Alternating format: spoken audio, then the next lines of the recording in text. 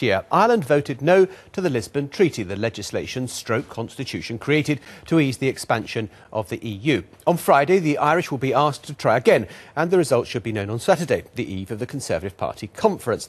It could mean tricky times for the Tories, who've promised a referendum on Lisbon if the treaty hasn't been ratified before they come to power. But what if it has been ratified? Then what? Well, joining me in the studio, the Vice President of the European Parliament, and until earlier this month, before he was booted out of the party, the Conservative MEP Edward McMillan-Scott, and from Brussels, and the more Eurosceptic wing of the party, Daniel Hannan. Edward McMillan-Scott, so it gets ratified, Tories win the election, then what? I've appealed against my booting out, incidentally. It was done by email. I think the party does have a problem, because in June, its manifesto commitment for the European elections was quite precise.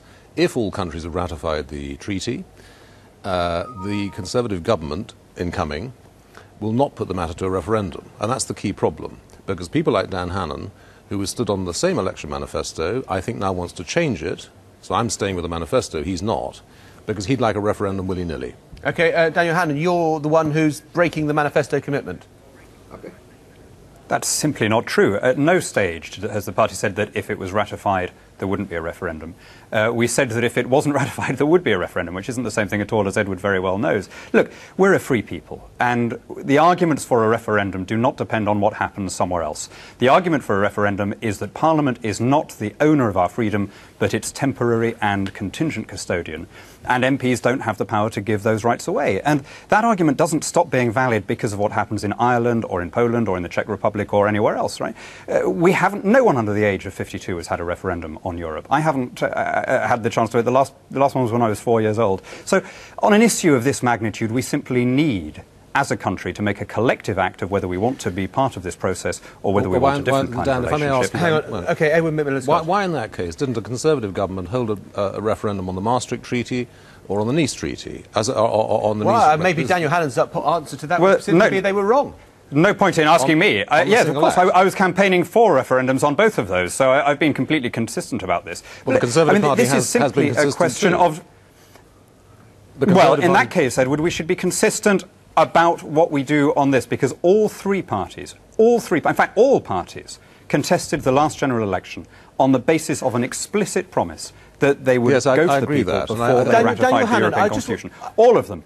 I just want to, because you've been hinting on your blog that you think that there will be a referendum after the election. I just wonder why you think that's the case. Well, first of all, I don't assume anything. I just wonder whether you'd had any assurances. Everybody is...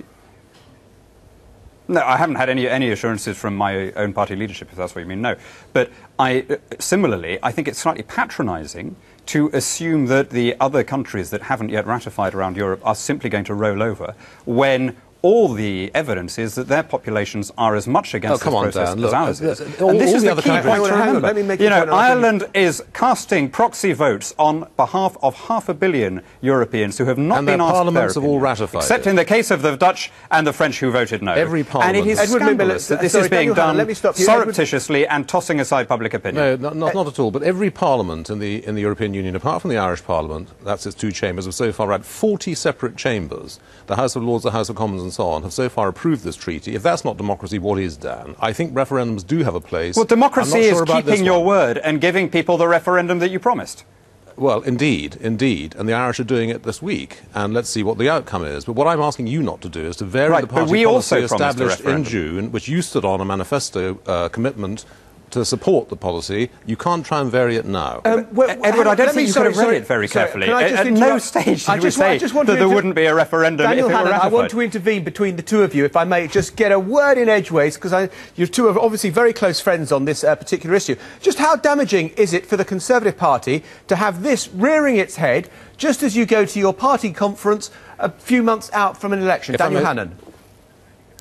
I don't see how it's damaging at all. We're completely in tune with public opinion on this. 80% of people in the country want a referendum. To remind you, there are 646 members of Parliament, of whom 638 were elected on the basis of an explicit promise that they would go to the people and ask for permission before they handed these additional powers over to Brussels. Now, Labour and the Lib Dems have broken their words and reneged on that commitment, but we are not planning to renege on ours. Edward McMillan-Scott, you've been booted out the party, and I know you're appealing against it, but isn't it right that Daniel Hannan is where the heartbeat of the Conservative Party is, not where you are? No, I don't agree. I think I've had a lot of support. And the electorate, not just the party. Daniel Hannan. Hang on. I've had a lot of support for what I did. I stood against an unsuitable candidate for Vice President of the European Parliament, and that was because of the new group which David Cameron had created at Dan Hannan's behest.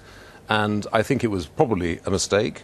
In hindsight, I think it's been a unfortunate political adventure for all sorts of reasons, which will be demonstrated over time. The Tory MEPs are now fairly powerless in Brussels, and that was Dan's idea. His other ideas are equally nutty. He I think, wants to be the Enoch Powell of the Conservative Party of the future, one of his heroes.